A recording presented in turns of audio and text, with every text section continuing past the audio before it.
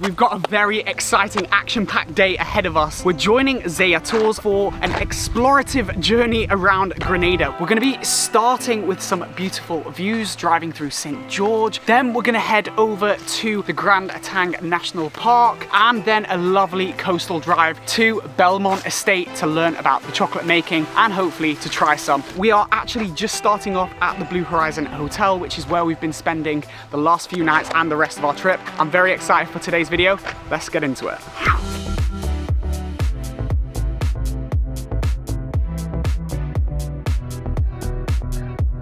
Our first stop is Aux Epines, which is a district within the parish of George. It is very, very windy and wavy over here because this is the Atlantic side. You can see the waves are pretty crazy. Aux Epines is one of the most expensive regions in the area. It was the first area that was inhabited where the French first came, and they fell in love with the beauty of Grenada here. A lot of rich, wealthy British and French people do tend to buy their holiday homes here, but from here you can actually see St. George University, which is one of the best medical schools here in the Caribbean.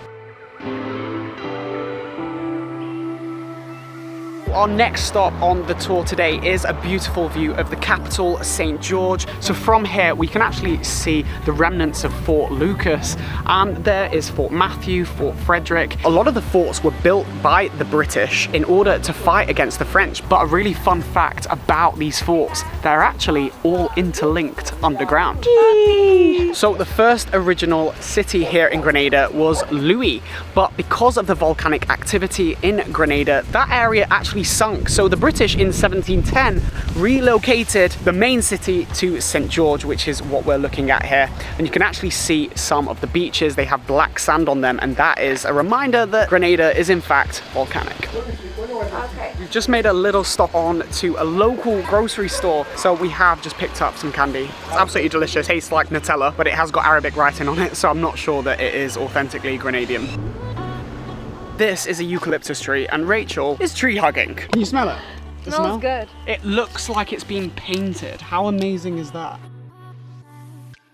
The next stop on our tour is the Grand Etang rainforest, home to the Monu monkeys. So I'm really hoping that we do get a glimpse at them, and hopefully we'll get the chance to feed them as well. Now this is going to take us on a lovely walk through the rainforest. There aren't any deadly, dangerous animals in the whole of Grenada, so don't be afraid. It's like almost like crackling. As I'm walking through, I keep hearing crackling noises of the branches, and I'm like, is there a monkey? Is there a monkey? But this is in fact bamboo. So if you are in the woods, in the rainforest at nighttime camping, a lot of people tend to feel a bit scared because they'll feel like someone's in the woods. It's just the bamboo that's growing. Nice breeze. After only a 5-minute hike, it will take you to the lookout so you can see the east of the island. And unfortunately, it was incredibly windy, so I wasn't able to fly the drone, but we do get some beautiful views and a real sense of how grand this whole place is. But it was extremely grand. Yeah. No monkeys. No monkeys.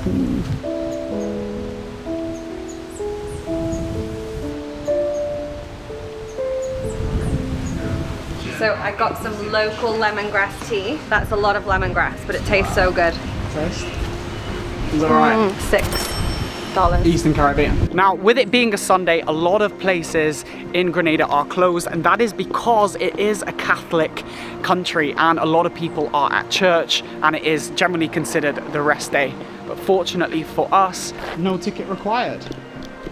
Now, a lot of people will ask themselves when they see all of this bamboo, where are the pandas? Here in the Caribbean, the bamboo is generally associated with the Amerindians, who were the first settlers to these Caribbean islands. And these guys came from South America and used the bamboo to build huts, to build their homes, and for various different things. And right now we are at the Grand Etang Lake, which was formed around 15 to 20,000 years ago and is a reminder of the volcanic nature of this island. And this massive water supply is actually the main water supplying the Annandale waterfall, the Concord waterfall, and various other lakes and rivers throughout the island. Freshwater fishes. Wow, there are so many fish. Let's go, go, go. And so we've made our way over to the Clabony Sulphur Springs, but to get here we had to drive through lots of different vegetation, lots of agriculture, and you'll actually notice a lot of the bananas, a lot of the local produce that you'll find in the local markets actually come from these regions. And that is because it is the central region, so it does get most of the rainfall, and the temperatures and the climate is best around here. Ooh, what have you got there? Bananas. But look at this, like the flower almost. Right here we actually have some green bananas. If you boil them for around 15 minutes in hot water, you get a vegetable more similar to a potato.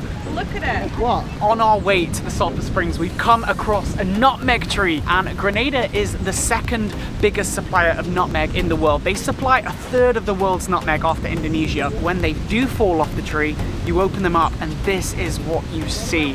That is the actual nutmeg. How unbelievable is this? Oh my God, you smell it and it just smells so fresh of nutmeg. It looks like some kind of Pokemon. I'm gonna take this home with me. Let's keep going. This is so stunning. There are waxed apples directly above me and also on the floor. It's just crazy how much vegetation there is out here. I love it.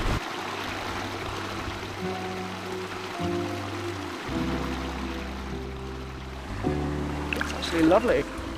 Wow, so we are now at the Clabony Sulphur Springs and it is absolutely beautiful here. There's pretty much no one else here other than our tour. It is so nice to just be in the rainforest and just relaxing in this jacuzzi style water. It's super warm and it doesn't even have that sulfur smell. Really lovely. Be aware, if you do have a smaller hire car, maybe you will have some trouble if it has been raining. So just bear that in mind. But if you book this tour, which you can use the link in the video description, you'll be absolutely fine. And after that little bit of swimming, we've got a waxed apple straight from the tree. So juicy, absolutely delicious. Let's keep going.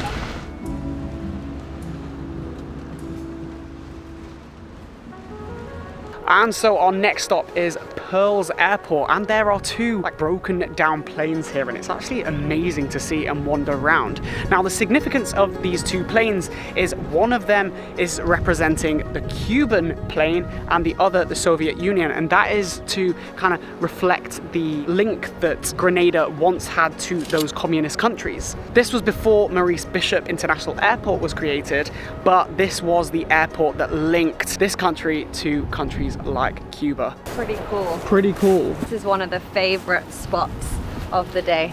So we're actually driving on the old runway at Pearls Airport because now it is used for drag racing during the Easter period.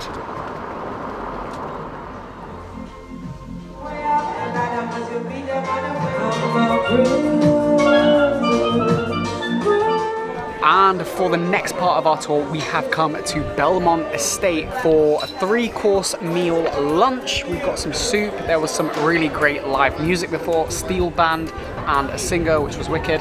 Callaloo is actually what that guy before was digging from the ground. Bitter. It's really quite good. It's got that earthy flavour to it, similar to spinach. And for the pumpkin soup, it's good, warm, tasty, lovely.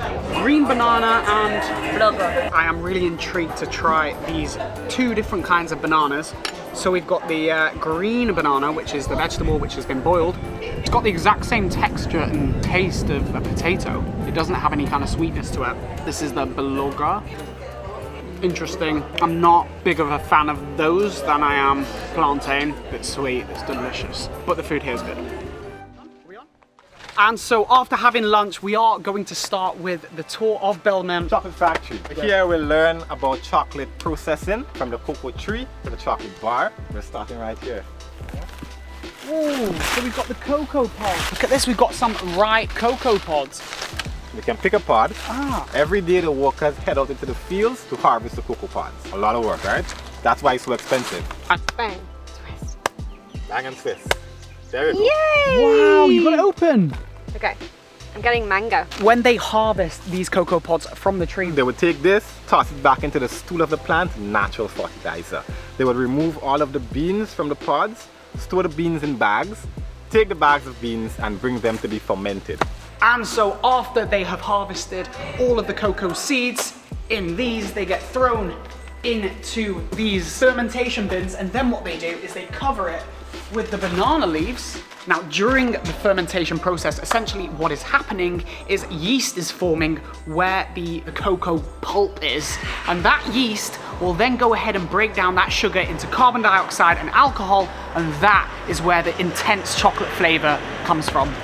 Dried cocoa beans. Dried cocoa beans. Go ahead and smell this. Nutmeg. Nutmeg. Whipped cocoa butter, so cocoa butter with coconut milk. So you add the cocoa nibs to this barrel, and then you add the spices, the milk, the sugar, if you're making milk chocolate, but if you're not making milk chocolate and you're just making dark, you just add the sugar and the spices. My favorite part of the tour. We've got some milk over here, which to be honest is actually my favorite kind of chocolate, so I'm gonna have to get some of that. Start over here. Oh yeah, so good. Absolutely delicious. I like the creaminess of milk chocolate. Which is the more aged one? This one right here. This one right here. Got 74% dark. Now, as far as dark chocolate goes, that's delicious.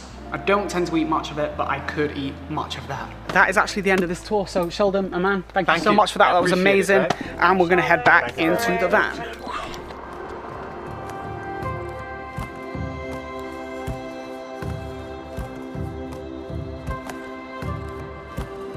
Wow, and there you guys have it. That was the end of another amazing tour around Grenada with Ronnie.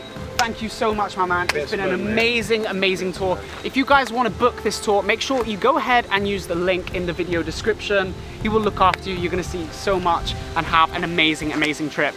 So guys, if you have enjoyed this one, make sure you hit that like button down below. Hit the subscribe button as well, and also check out this playlist over here with much more from Grenada. But as always, we will both see you in the next one.